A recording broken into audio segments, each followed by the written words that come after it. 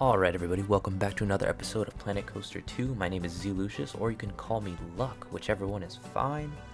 And yeah, I guess we're just gonna get straight into it. Got a long episode today. Make sure you grab your snacks, have your snacks and drinks ready. My snack of choice for today is kettle cooked sea salt and vinegar chips and a nice glass of water. Let me know what you're snacking on.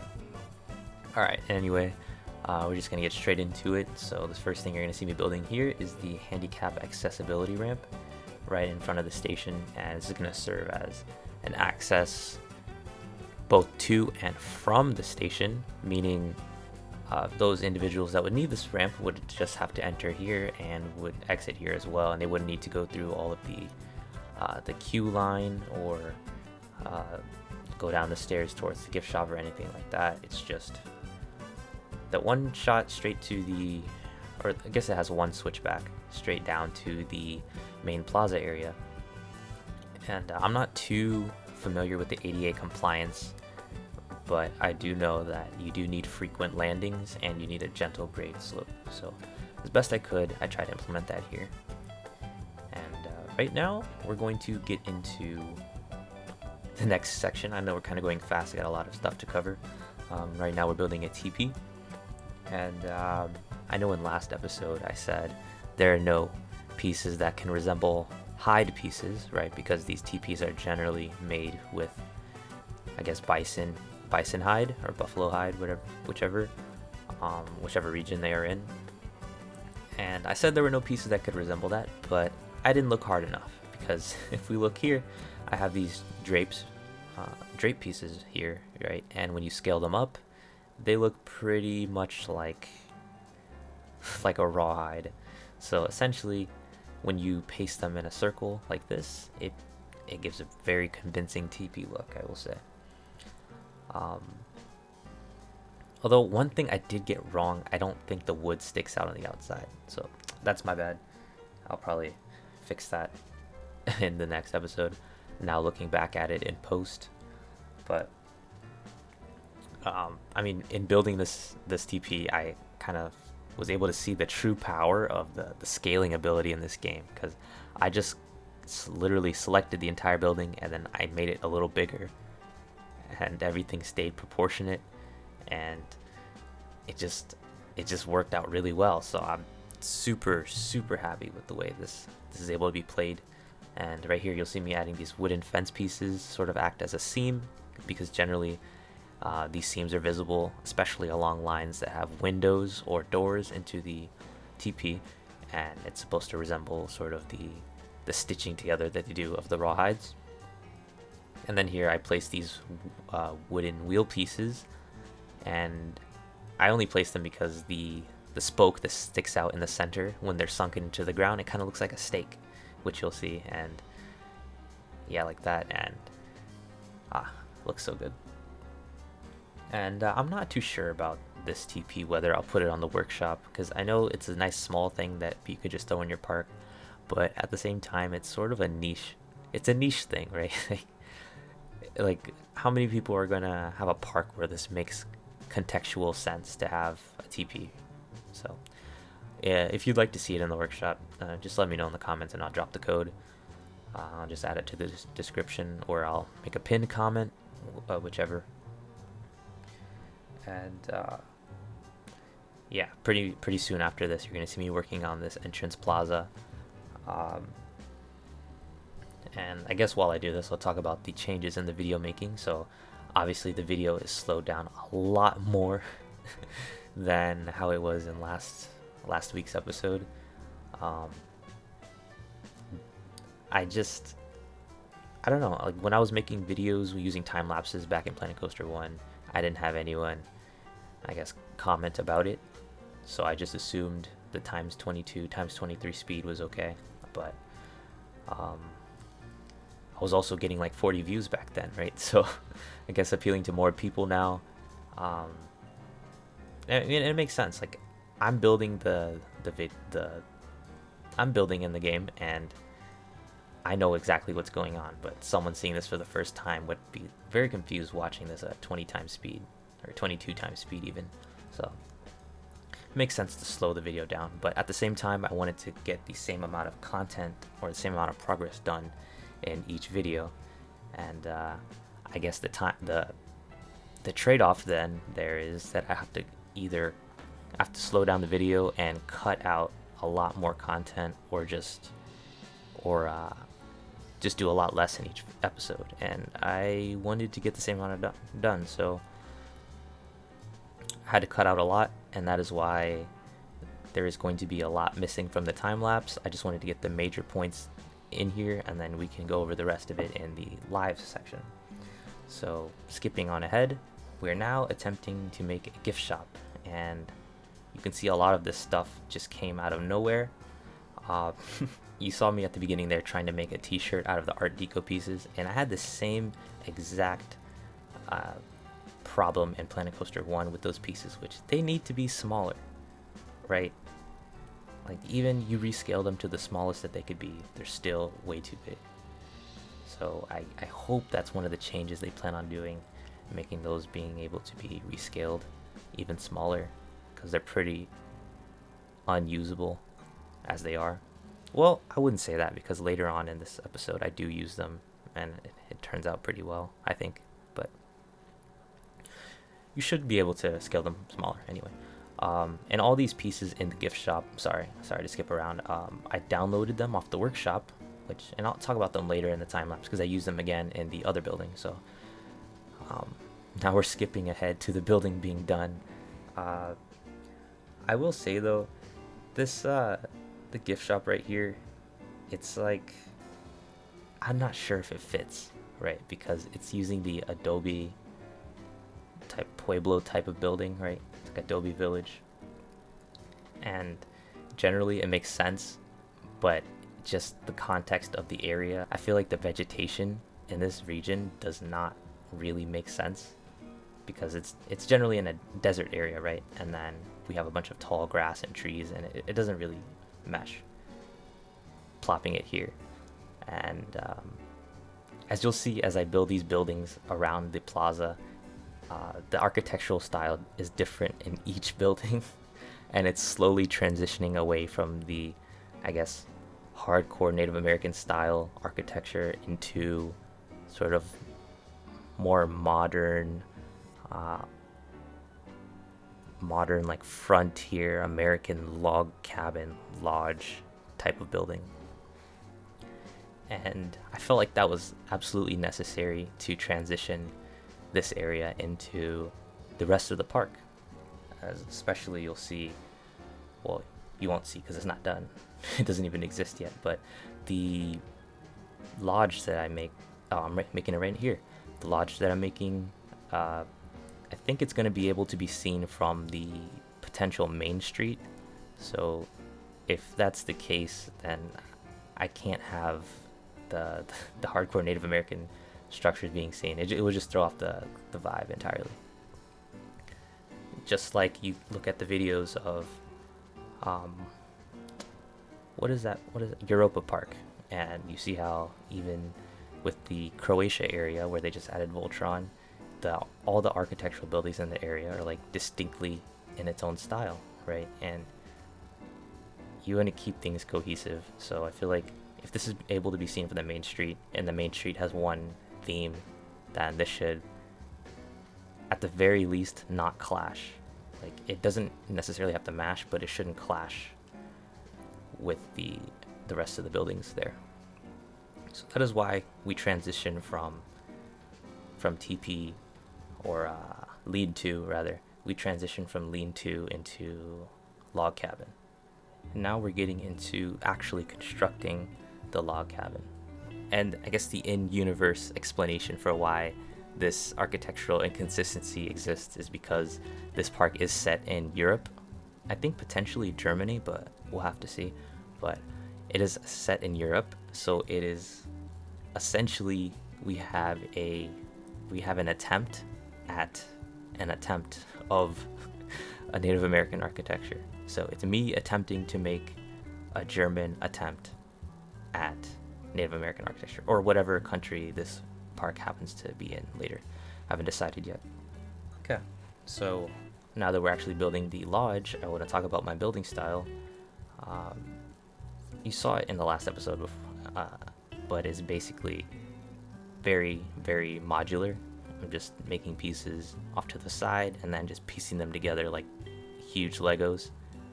And this is probably the most efficient way to build, as well as the most consistent way. Because if you get your axes correct, you can just place them all and there's no gaps and it just looks like it was meant to be. But I don't know, like, even though the blending of the architectural styles, it can make sense if you make it make sense in your head, right? In the head canon. Something about it still kind of looks a bit off. I think it's the vegetation, but I'm not sure. But I had this issue with another thing in this park that we'll talk about later, and I found like the best way to combat this is to run your ideas or run your project over with a friend who you trust and who's knowledgeable, and they can more often than not tell you what's wrong with your project. You know, whether it's missing something or what's throwing it off, what's completely inaccurate, that's throwing off the vibe of the whole area.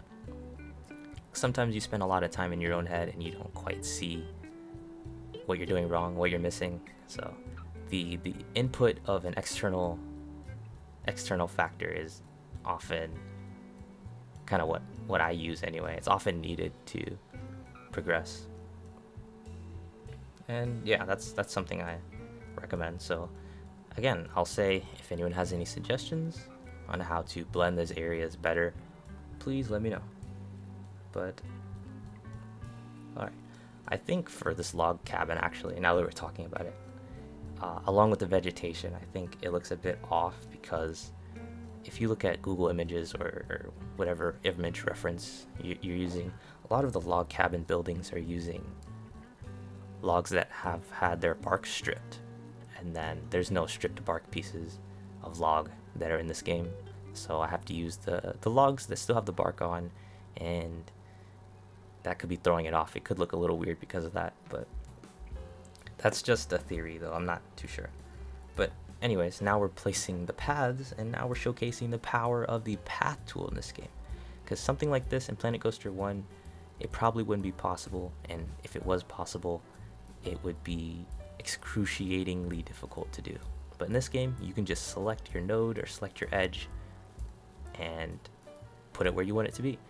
I did have a small issue here where the edges were too close to each other and the height difference was too small, and as a result the algorithm wanted to sort of mesh the two paths together. So you'll see that I tried to match all the edges of these paths here to the wood, and sometimes they would kind of mesh lower with the lower path.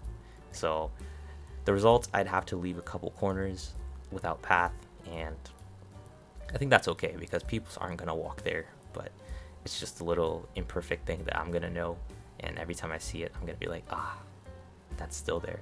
And I guess to resolve this, what they can do is make it so that the curb isn't always visible. Like, you can toggle the curb on and off.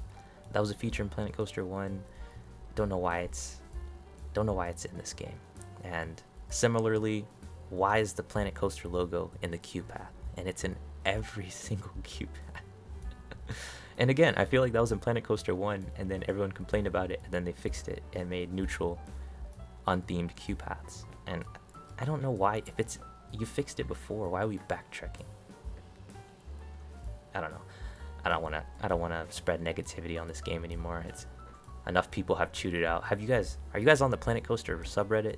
Like, every day is a new post of people bashing the game, and then you'll see posted people loving the game. And I feel like every day, if you go and explore, you can find a new content creator that kind of blows your mind. And I don't think I've ever seen like a community on YouTube that is quite like that. So really quite honored to finally be a part of this community. Finally get over my fear of making videos and putting my artistic taste out there. But yeah, I wanted to talk about the time-lapse a little bit. I know my time-lapse skills are pretty bad. The way I build, I generally will place a few things and then look at it from like 6 different angles for about like 10 to 15 seconds, and then I'll continue, and then the result is like a choppy, not smooth time-lapse. So I'm not sure if I'll be able to fix that, because that's just how I build, and more often than not, when I'm viewing it from those angles, I will see a lot of imperfections and be able to fix them. And if I wasn't sort of changing my view every few minutes or so, I don't think I'd be able to spot these things. So I'll just have to become better at building in general if I want to forego having to view my build a million times in between pieces. But yeah, I mean, as I pointed out in last episode, there's a bit of alignment and precision issues in this game that you'll see with the axes. So for the time being, I feel like this is the best way for me to build and not sort of have unaligned walls and roofs and details, because that would bother me. You think a choppy time lapse is bad? What about a crooked wall? That'll ruin your day. I guess since this is the main portion of this build, and it's probably the longest, we've got a lot of things to talk about. So I guess I want to talk about the things that I cut out of the build that you'll see in the live section that we're not going to quite go over in the time lapse just because of time's sake. And I wanted the focus of this episode to be this building, so that's why it takes up the majority of the time. So the first thing I want to talk about is the maintenance road. So I actually did create a road that goes around the entire coaster. Well, not the entire coaster, just the station area, the turnaround from the brake run into the station, as well as into the backstage area behind the gift shop. And there's also a staff building back there and a restroom, and there's all staff access back there. And the access road then goes up the lift hill, rather. It goes underneath the lift hill and kind of weaves in between the supports. And I guess I want to point out, I guess, like the basic kind of generic supports that I did put on the lift hill in the last episode were just temporary, because how you get unique supports is you change them based on, I guess, what infrastructure or what needs to be underneath the coaster, right? So I think there's like this one specific example that I keep thinking of, which is if you look at the Batman clones, the Batman B&M invert clones, specifically the one at Six Flags Great America, which was the original, there's this one support that is completely vertical on the lift hill, and the rest are kind of diagonal. And the reason that one support is vertical is because there's a restroom building underneath, and that building was there before the ride, so they didn't want to move it, so they decided to just move the support around that restroom building. However, in cloning that ride at a bunch of parks, they didn't change that. So you'll see, even in the parks where they just plopped that coaster down in a parking lot, they still have that one vertical support just because of that one instance in Six Flags Great America.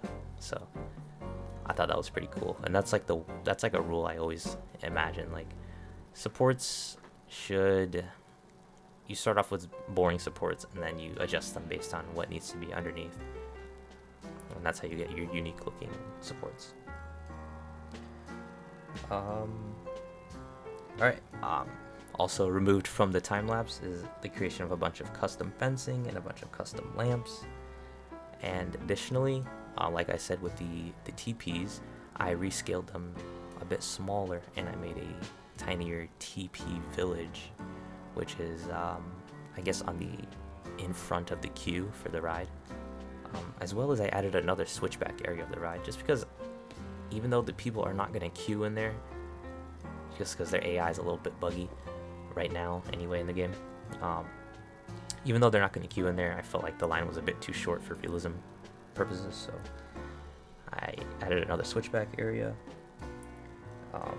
Also removed from the time lapse was a bunch of landscaping, especially around the entrance to the area, and specifically around that big turnaround that is right here, kind of close to those vendors that I'm building by right now.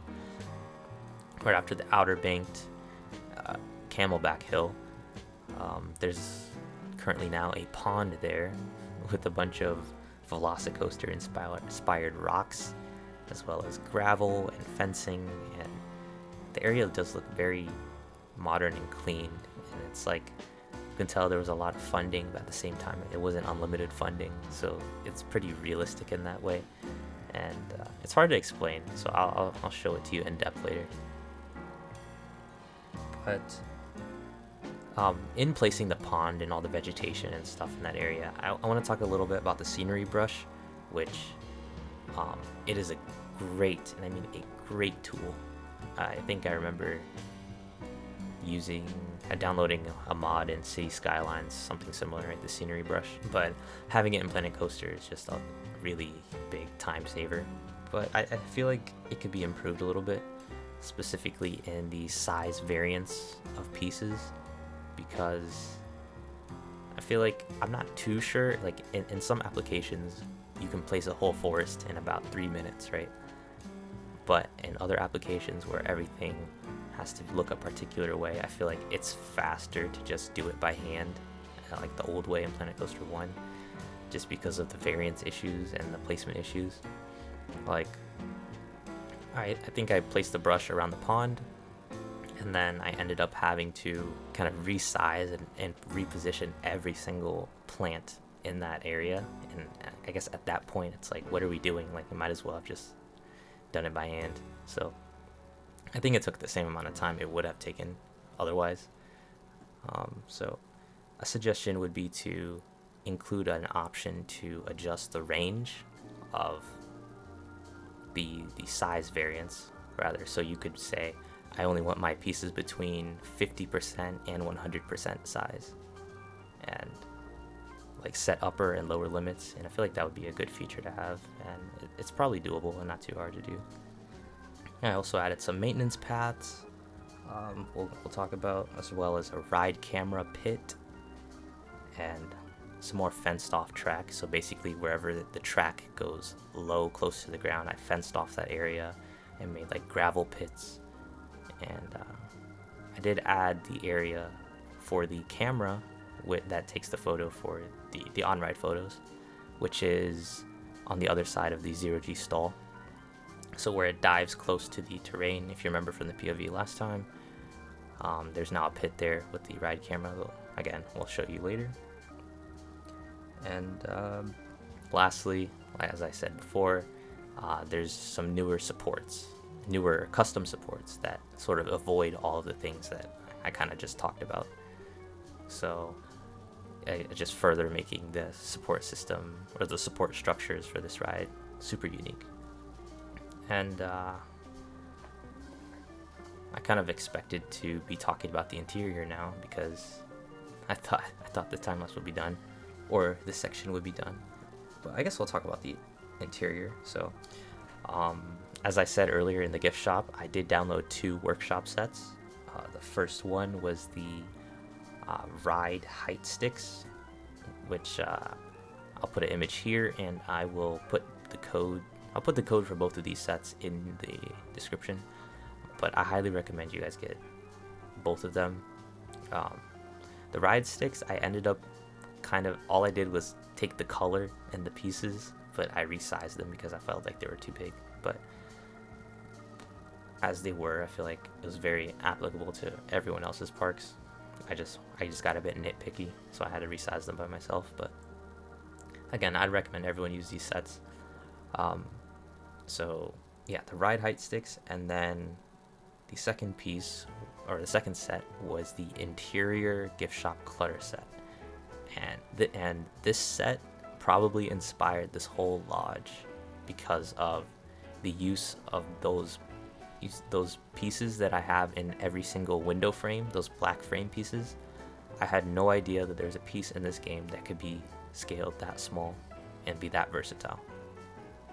And seeing it used in that set kind of opened my eyes to the possibility of just making super custom fine lines. And then I thought of the idea of making window frames with these. And we don't have glass yet, but when they add glass, I'll just put it in here and it'll look great. And even without the glass, it looks believable, and you could believe that there's glass there now without the glass. That's how great this game looks, honestly.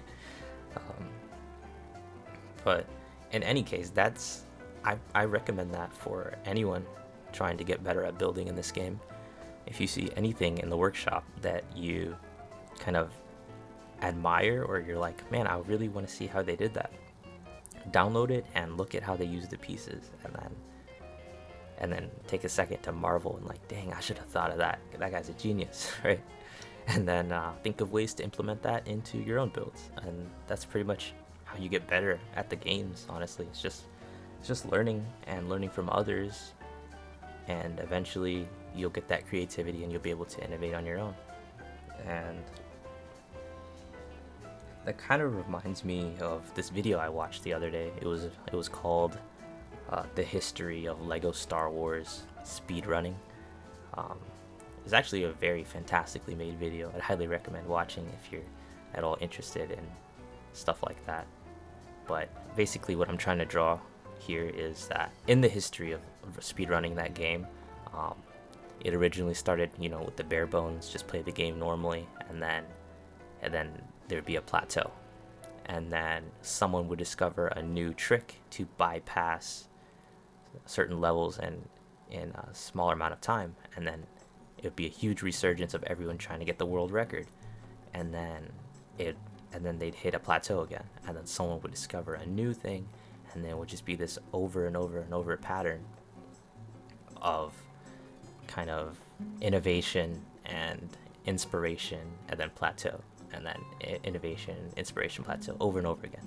And I'm trying to draw the similarity between building, and not just building in this game, but also building skills in life.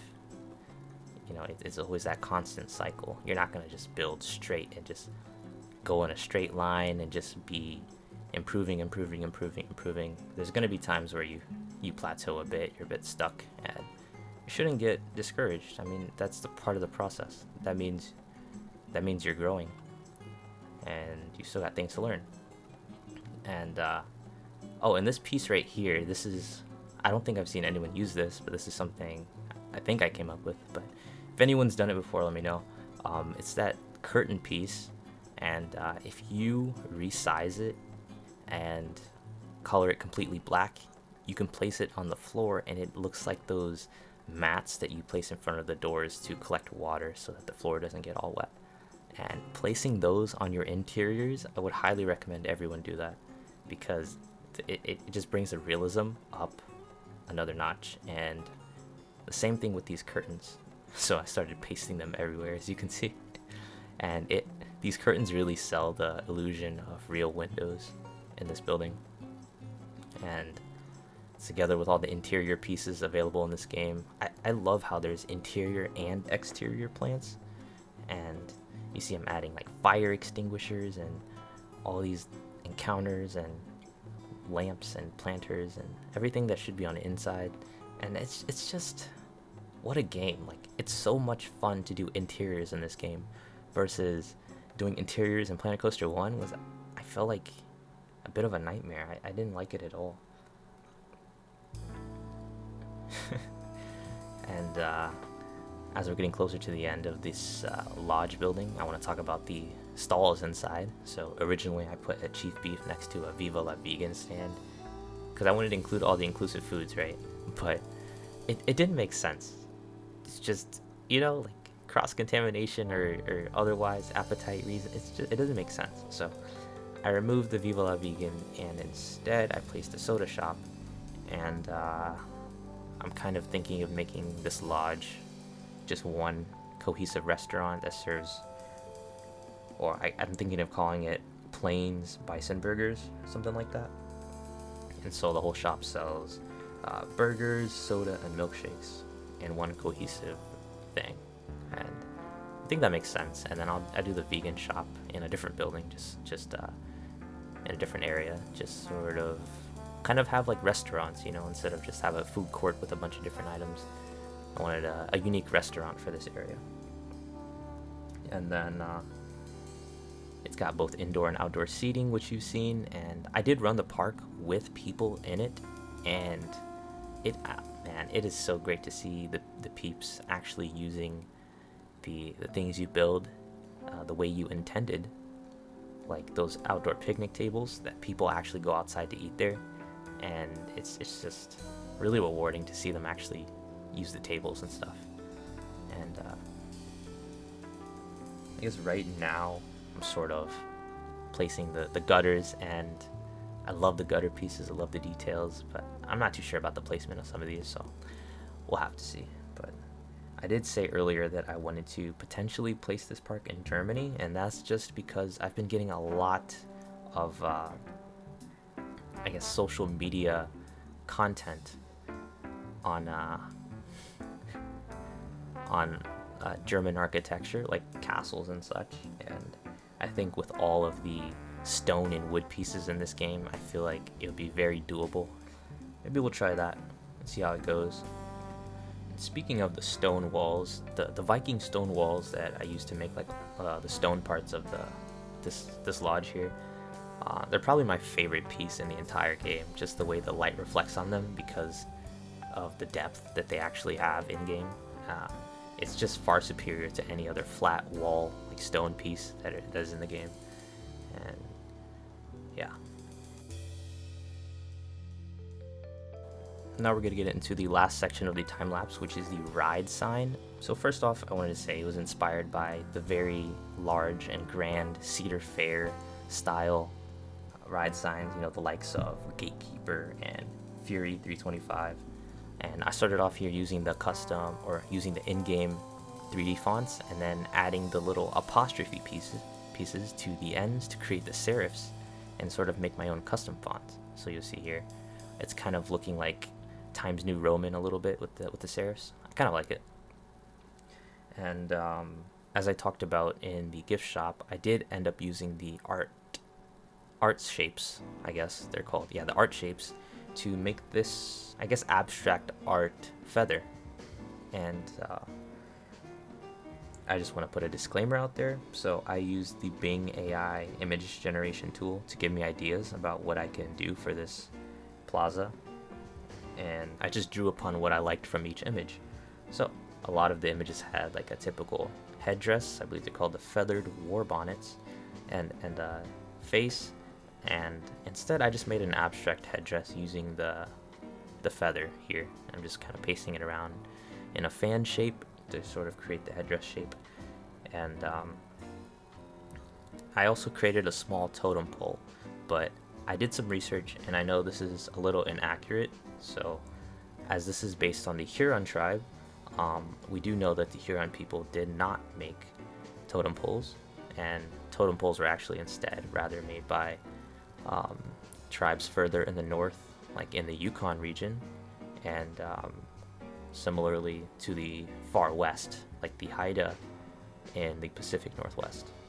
And the pole I end up making here is supposed to be of an eagle pole that I saw, and it was not an AI generated image, it was actually a real pole that I drew inspiration from, and I kept it in because, well, first, they look awesome, and second, I felt the wood tied everything in the plaza together and kind of made a coherent look.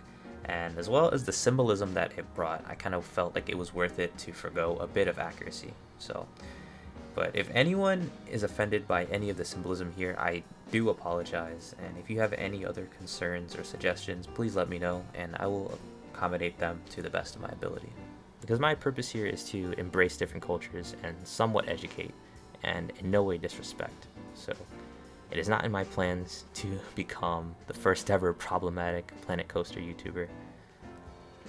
So, now that that is out of the way, finishing up here by adding the spear and the axe pieces, which again are inaccurate.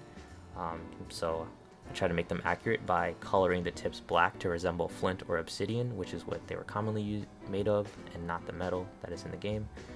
And again, the axe is just like a medieval axe when it should be sort of a tomahawk. So we'll just have to pretend it has a more tomahawk shape. But yeah, the time lapse is wrapping up here, so we're going to hop into the live section right now.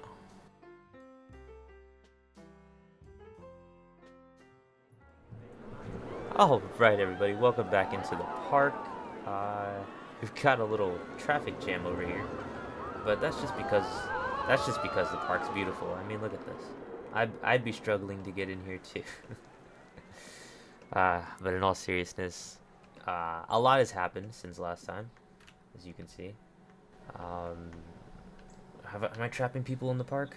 Oh well. So yeah, let's just get into it. There's kind of a lot to go over. So I guess we'll talk about the entrance area into the this grove first. I guess it's not really a grove, but I'm gonna call it Camp Wawanakwa, and that is a reference to Total Drama Island, if any of you have heard of that show.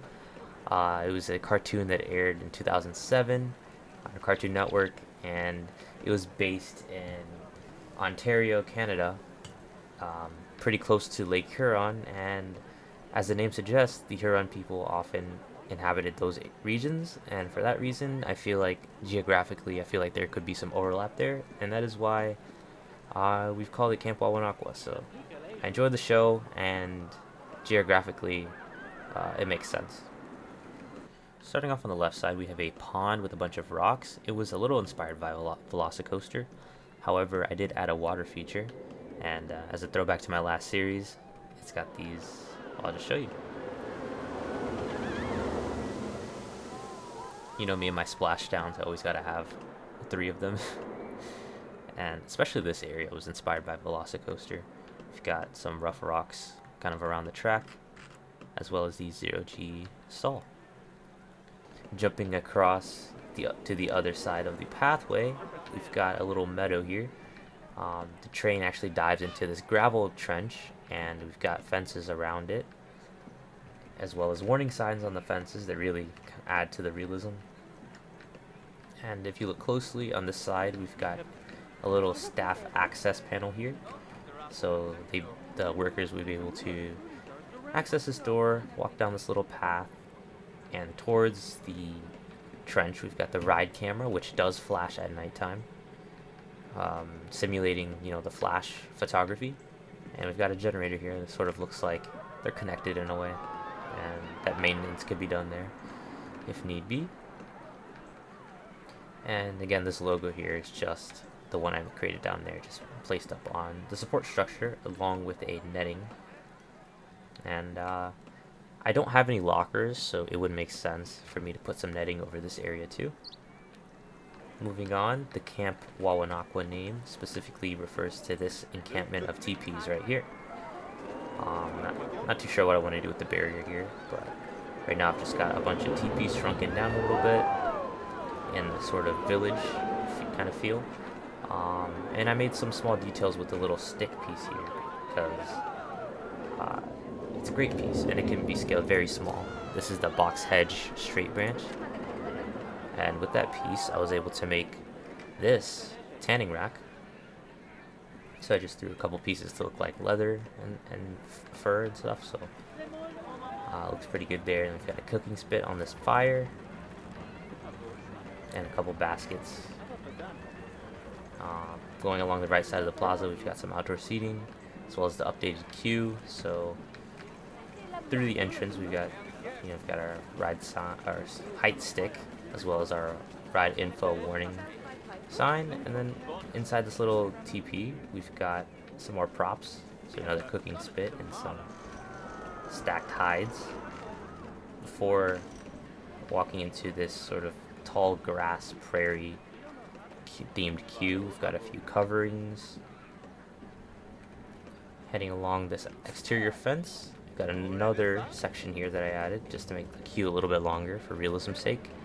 The custom lamps that are placed everywhere. And we're back into the station, which is pretty much the same, although I have added these covers here and here as the operator was out in the rain previously. So you can see there's nothing above. So updated that. And then we've got a little tunnel here that I built across the turnaround. And this is just, the sole purpose is just to hide the coaster views from the maintenance road that goes along the backside. And one more thing, I experimented with these smaller feathers and the tomahawk idea, and I went ahead and placed a small tomahawk here on the front of the station. So you've got the hanging feathers from it, and I don't know, I really like the look of that. It just adds a lot. And then I added the name Tawaskara in here. Moving on to the backstage area behind the coaster station, we've got this maintenance road behind the tall fence that leads to a few backstage buildings. So first we've got a few facades on the front plaza area. We've got the restroom, which is a lean-to, similar style as the station, just on a much smaller scale. And then of course the backstage part of that, as well as a very big teepee that serves as a facade for the staff room, which is again accessible by this backstage path. Also got a generator, more sort of things for the staff to do back here. And then this is just an offshoot from the exit of the ride. Also in this area we have the handicap accessibility ramp that we made at the very beginning of the episode. It's got a double gate here, as well as a single gate at the top. And then looking inside the gift shop, got a few screens, as well as a bunch of random items.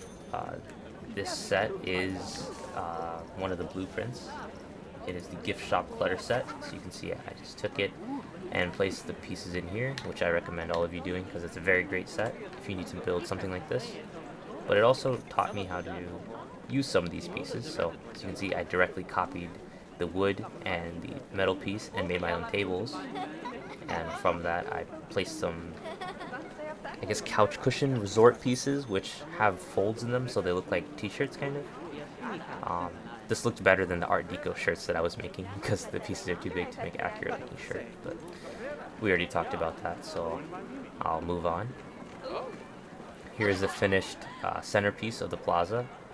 We've got the name. I ended up adding a kind of drop shadow along to the text, and that really made it pop because this is the thing I was talking about in the time lapse where I could not quite figure out what was off about this centerpiece, and until I showed it to a friend, and she was like, yeah, you need some type of outlining for that text so it pops, and with the rest of the kind of abstract art in the back, because these all have borders, so this needed a border as well. And as soon as I added that, it just all came together.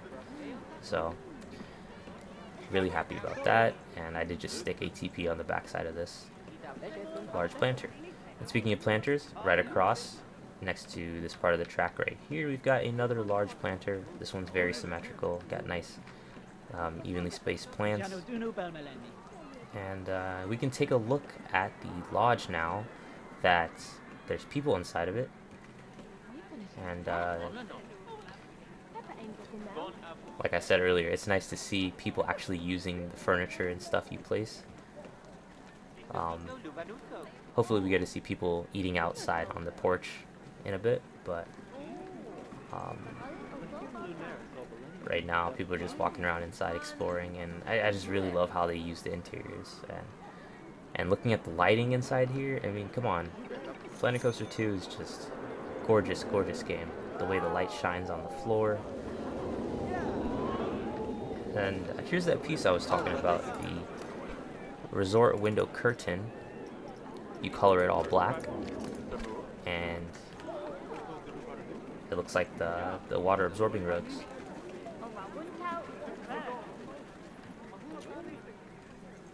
Yeah, I guess no one wants to sit outside. That's okay. But from this porch, we look out onto the wheat field, and this was made. This was made using the scenery brush. I made 2 custom brushes. First, I have the Great Plains brush, and it's essentially all of the pieces you see around here.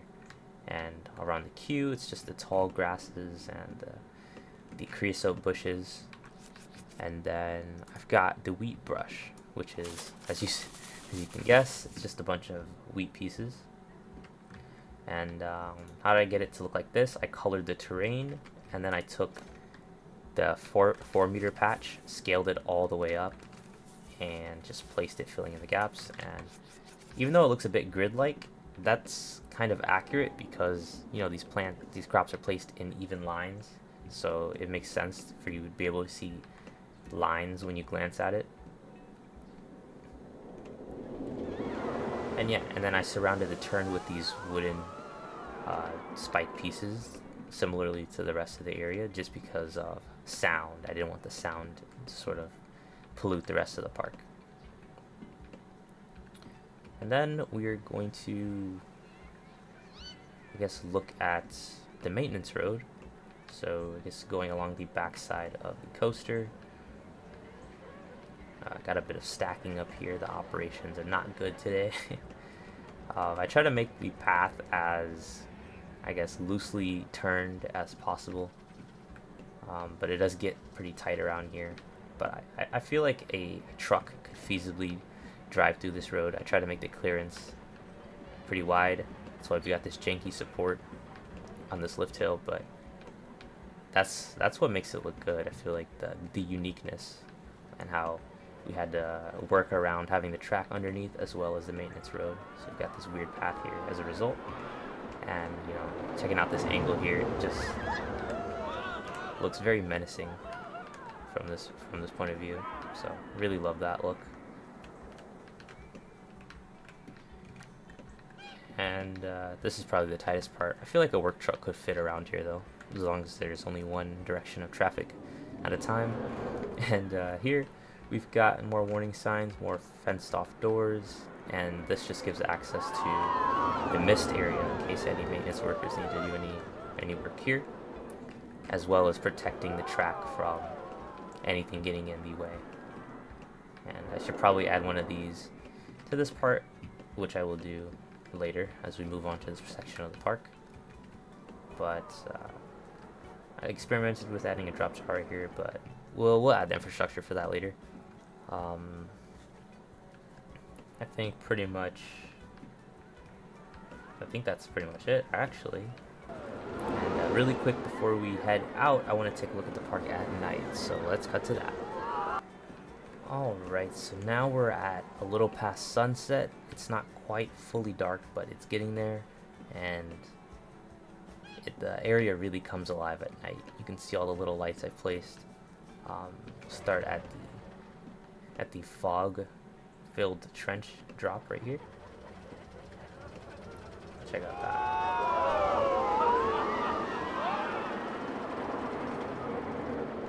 Love the look of the lights here. And the trench over here has the same lights. And then we've got smaller lights along this path here,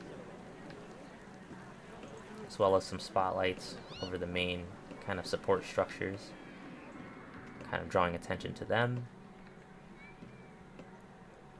And we're finally getting some people eating outside. It's a bit glitchy, but here we are. Nice. And then check out the ride camera flashing lights over there. Very cool. And yeah, so you've got accent color lighting everywhere. I didn't have any ideas for like the colors, so I just placed random colors and I hope they work. So that's why we've got green up here, purple and orange and green in here, purple and green in here. It's just a bunch of random colors. I don't know.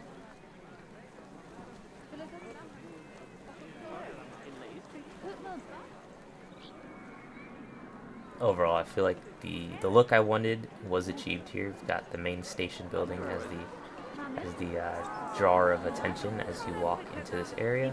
It's kind of up on a pedestal. It's a bit higher, and it's the largest building. And then the lodge here really acts as a perfect transition building between this side of the park and what's going to be over here. Because you look at it from this side, you've got a lot of stone faces, and it almost looks like it could be any type of architecture style. Well, that's a lot. But it looks a lot more versatile than a wood face might look. So that's why I chose this particular style, especially the back having a bunch of stone.